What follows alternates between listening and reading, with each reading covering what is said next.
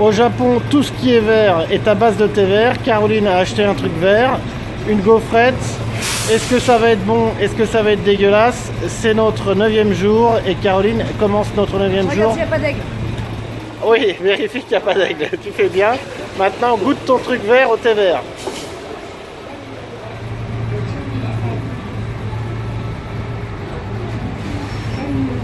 Aucun intérêt. Pas grand intérêt, mais ça se mange. Ça a un goût de thé vert? Non, même pas. Même pas. Bon, bon appétit.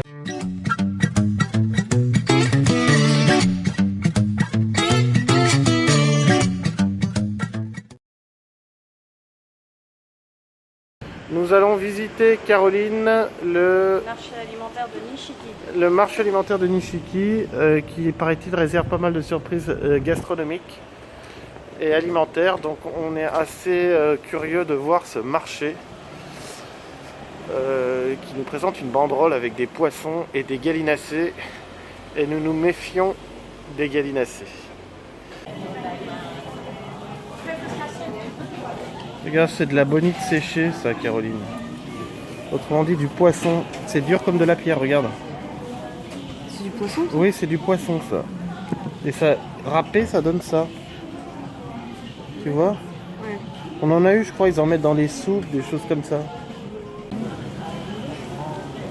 Regarde-moi la taille de cette moule, là.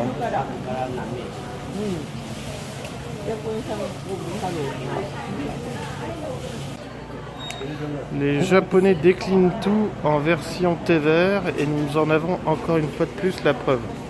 Des espèces de loukoum thé vert, thé vert, thé vert, thé vert. Oui, qu'est-ce qu'il y a? Ah, encore du thé vert, du chocolat au thé vert, de la boisson au thé vert, des bonbons au thé vert et des théières au thé vert. On continue dans le marché de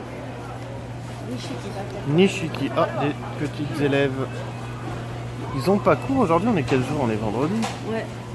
Merde, ils bossent jamais ces gamins, on les voit partout. On les voit dans les temples, on les voit partout sauf à l'école. Comment est-ce qu'ils font pour être la deuxième puissance du monde s'ils sont jamais à l'école? Nous sommes à la croisée des chemins.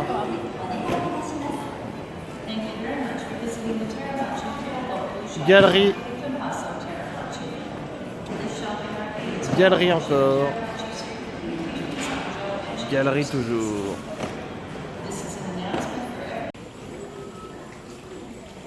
Caroline, même quand on s'efforce de fuir les temples, on tombe dessus. Remarque, l'endroit est vraiment charmant. Ouais, c'est joli. On sort du marché. Oula, elle m'a fait peur cette dame.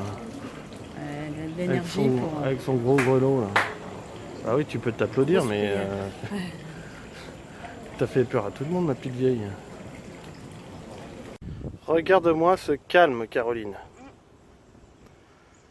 Tu as choisi absolument l'endroit idéal pour ce dont nous avions besoin, c'est-à-dire un peu de calme après l'agitation de la ville et des marchés. Nous allons pouvoir reposer nos pieds et notre esprit, alors que nous sommes effectivement dans les jardins du Palais Impérial qui se trouve juste en face.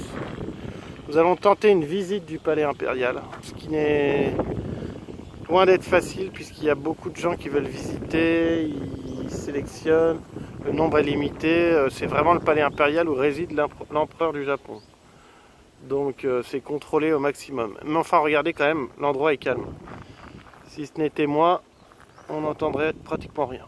Donc dans le pire des cas, si on ne peut pas visiter le Palais Impérial, on profitera allègrement de ces jardins pour la journée car on a besoin de repos et de calme.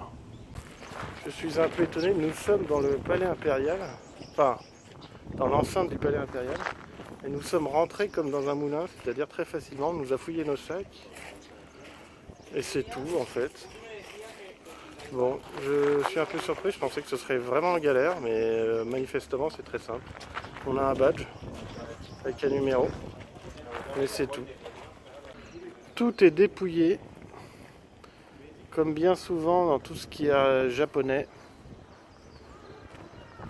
Il fait une chaleur, une fois de plus, terrible. Caroline cherche l'ombre. À l'inverse d'un lézard, elle cherche chaque petite parcelle d'ombre pour se reposer.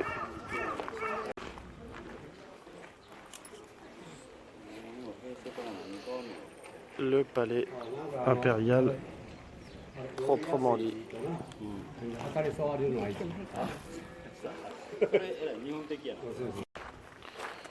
Le chemin est particulièrement bien balisé. Il y a des snipers partout qui nous abattent si jamais on quitte la route.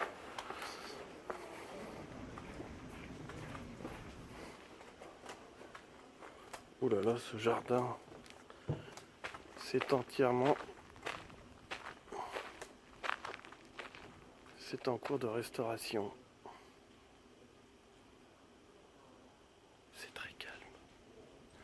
Alors apparemment nous avons un cerisier à droite et un oranger à gauche. Malheureusement ils ne sont pas en fleurs aujourd'hui. À nouveau un arbre à ouvriers. Vous le secouez et vous avez des ouvriers. Et là c'est très mignon puisqu'on aborde une nouvelle partie de jardin. Très mignonne avec un petit pont. C'est ça le petit pont de terre dont il parlait. Ah oui, c'est beau là. Oh, c'est calme. Enfin, à part la tronçonneuse là. Ce qui est dommage d'ailleurs. On ne nous explique pas où sont les latrines, les écuries, comment ils chauffent les bâtiments. On ne nous montre que de belles pièces avec des réceptions, etc. Mais où sont les pièces à vivre? C'est quand même incroyable comment est-ce qu'ils se chauffent dans ces trucs là. Ils ont du papier Japon, quand il y a un typhon, comment ils font? Ça fait de la pâte à mâcher partout quoi. Non mais c'est vrai, c'est bizarre quand même.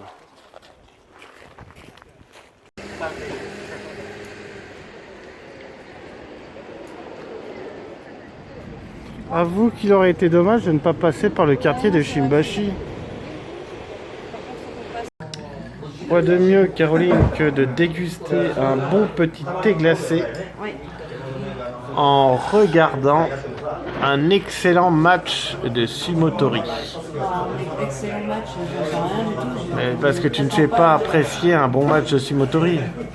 Regarde cet arbitre tout de vert vêtu. Regarde-moi cette graisse ondulée au ralenti, c'est un spectacle extraordinaire. Oh là, regarde, on dirait deux wagyu qui se rentrent dedans.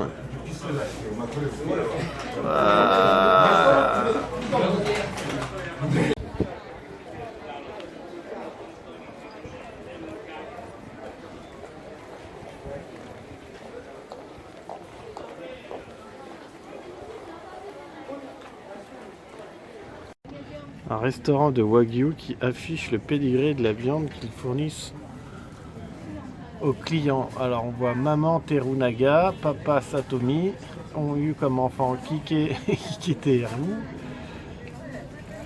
Terunao et on va tous les manger.